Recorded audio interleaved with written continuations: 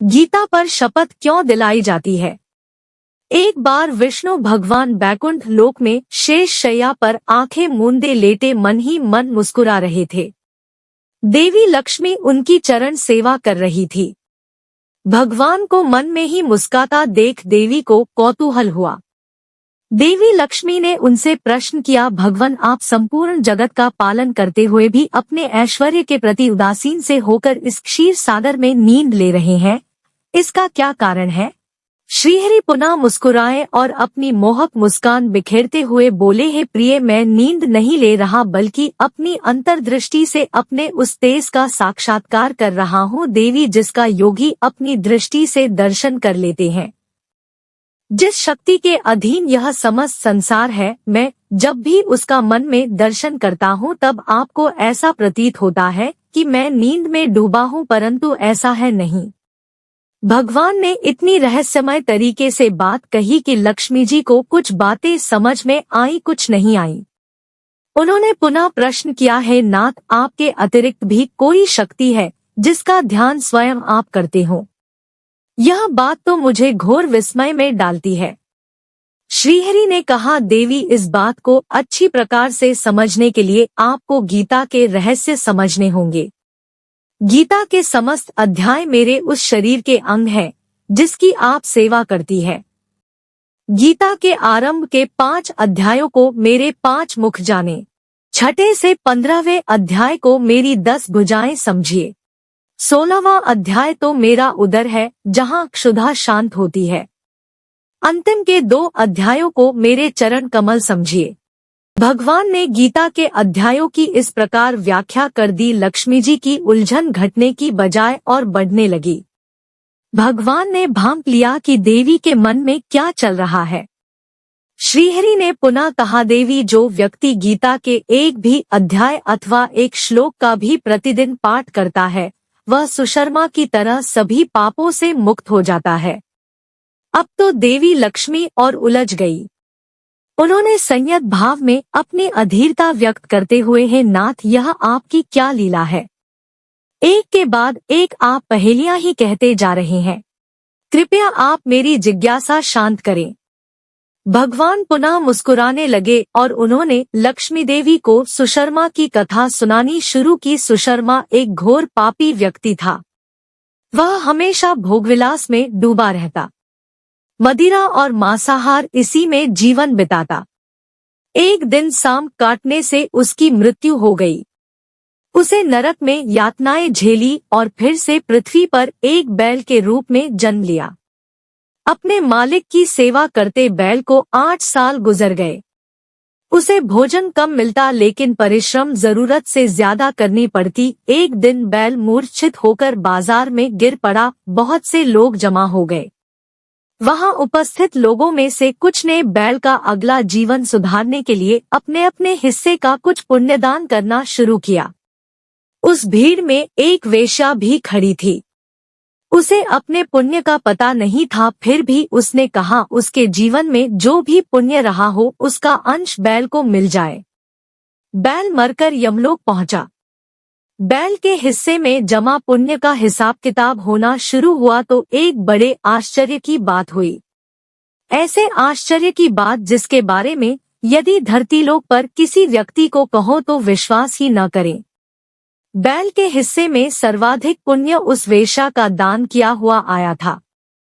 उसी वेश्या के किए पुण्यदान के कारण बैल को नरकलोक से मुक्ति हो गई। इतना ही नहीं, उसी पुण्यफल से पृथ्वी लोक का भोग करने के लिए मानव रूप में जन्म देकर भेजा गया। उसके पुण्य इतने थे कि विधाता ने उससे पृथ्वी लोक पर जाने से पहले उसकी इच्छा भी पूछी। ऐसा सौभाग्य करोड़ों में किसी किसी धर्मात्मा को ही मिलता है। इंसान के रूप में जाने से पहले बैल ने मांगा, है परमात्मा, आप मुझे मानव रूप में पृथ्वी पर भेजने का जो उपकार कर रहे हैं उससे मैं धन्य हो गया हूँ। अब आपसे और क्या मांगू? बैलयोनि में मेरा जन्म मेरे पूर्व के कर्मों के दंड स्वरूप ही रहा होगा। इसलिए मैं चाहता हूँ कि मनुष्य रूप में जाकर मैं उन कर्मों में न पड़ूं जो मेरा भावी खराब करेंगे। मनुष्य रूप में इसकी आशंका सर्वाधिक है। परमात्मा ने पूछा तो बताओ मैं तुम्हारा कैसे प्रिय करूं, अपनी एक इच्छा बताओ। उसने मांगा मुझे बस वह क्षमता प्रदान करे कि मुझे पूर्व जन्म की समस्त बातें स्मरण रहें। उनका स्मरण करके मैं कर्मों से भटकने से स्वयं को रोक सकूंगा। बस इतनी सी कृपा और कर दे। परमात्मा ने उसकी इच्छा स्वीकार ली और उसे वह योग्यता प्रदान कर दी। पृथ्वीलोक पर आने के बाद उसे पूर्व जन्म स्मरण थे, इसलिए उसने सबसे पहले उपकार का फल चुकाने का निर्णय किया। पृथ्वी पर आकर उसने उस वैश्या को तलाशना शुरू किया जिसके पुण्य से उसे मुक्ति मिली थी। आखिरकार उसने उस वैश्या को खोज ही निकाला।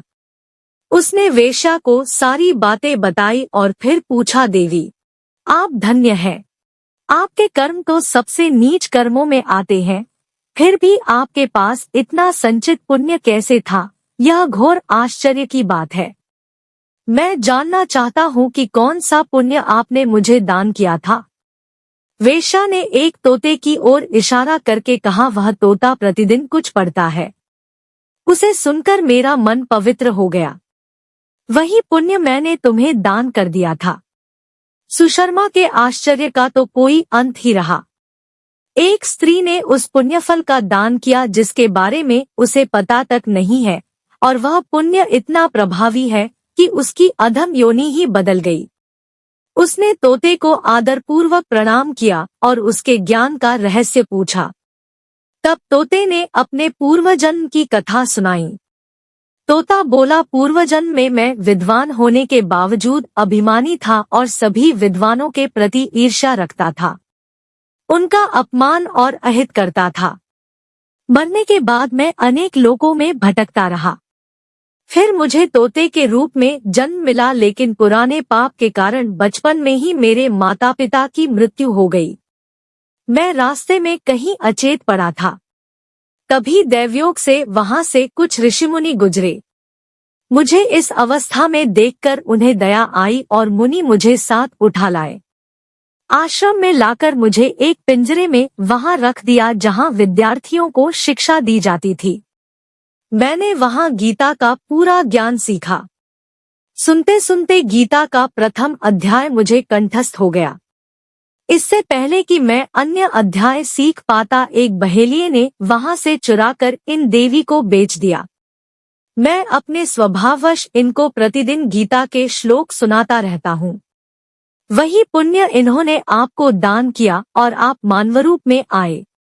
श्रीहरि ने लक्ष्मी जी से कहा, देवी जो गीता का प्रथम अध्याय पढ़ता या सुनता है उसे भवसागर पार करने में कोई कठिनाई नहीं होती। तो इस प्रकार भगवान ने श्रीमद् भगवद गीता के विभिन्न अध्यायों को अपने शरीर का अंग मानते हुए बताया है कि गीता में साक्षात उनका वास है। गीता को स्पर्श करने का अर्थ है आप श्रीनारायण के अंगों का स्पर्श कर रहे हैं।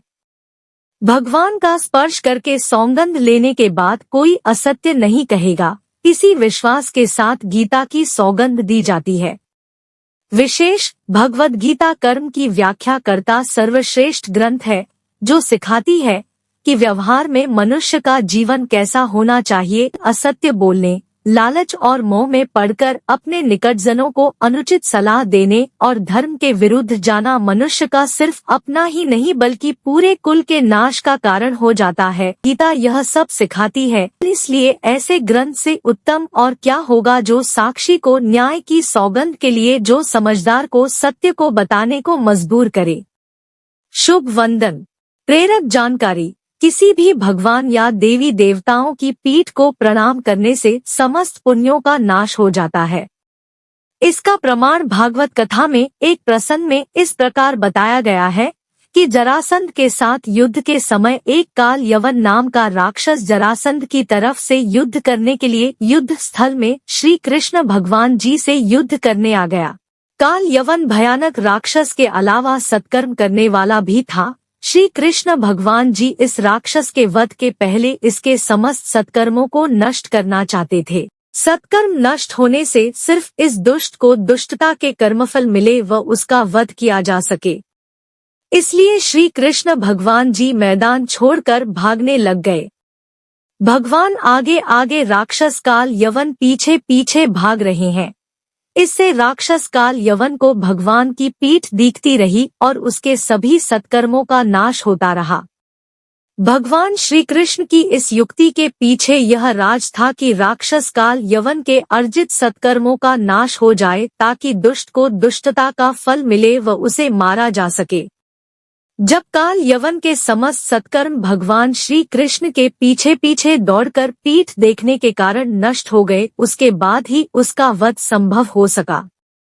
इसलिए कृपया किसी मंदिर की फेरी परिक्रमा लेते समय देवी देवताओं की पीठ को प्रणाम न करें और न ही पीठ को देखें, बल्कि उनके सम्मुख हाथों को जोड़कर प्रार्थना, अर्चना व आराधना करें। लक्ष्मी माँ की जय, विष्णु भगवान की जय। प्लीज लाइक एंड शेयर, और अगर आप चैनल पे नए हैं तो सब्सक्राइब जरूर कर लें।